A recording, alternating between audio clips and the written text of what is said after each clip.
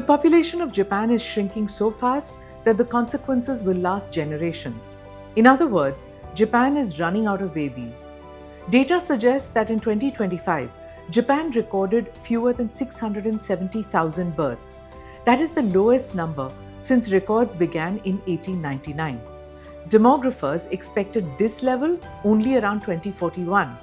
Japan has reached that point 16 years early. Why are people in Japan not having babies? And how is Japan's future at stake?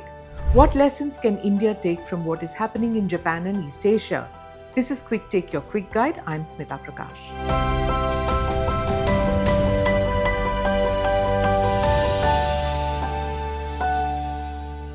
In 2024, Japan recorded about 686,000 births. Deaths were far higher.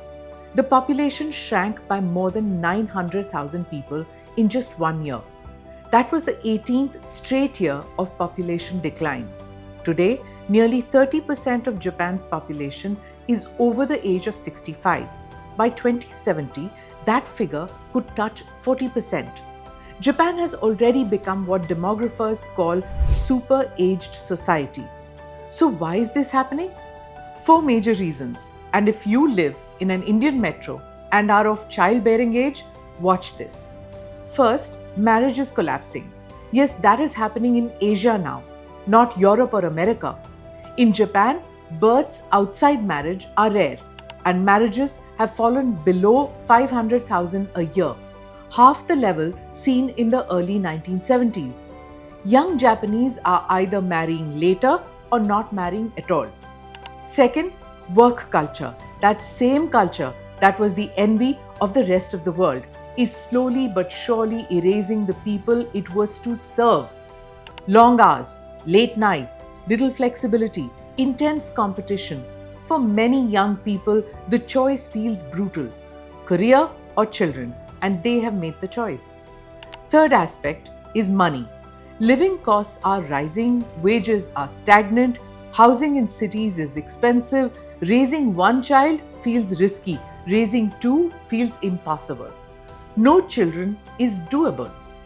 Fourth is social expectations. Modern parenthood still places a heavy burden on women. Careers often stall after childbirth. Many women simply opt out. And then there is the mindset.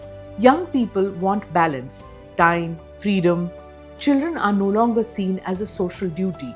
So what is Japan doing? Japan's government knows that this is serious. Prime Minister Sanae Takaichi has called it the country's biggest problem. In 2024, Japan committed roughly $23 billion over 3 years. The money funds child allowances, fertility treatment, and workplace reforms. A population strategy headquarters was set up in 2025. The aim is to remove barriers to parenthood, but the numbers keep falling. Demographers now say the trend is close to the most pessimistic forecast ever. Even official projections look too optimistic.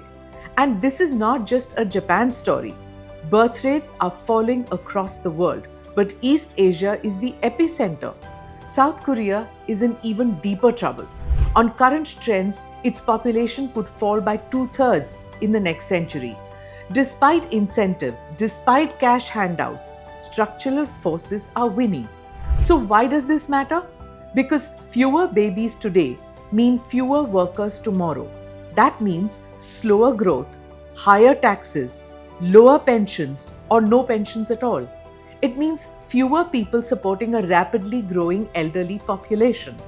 Healthcare costs will rise, labor shortages will worsen, and Japan does not favor large-scale immigration.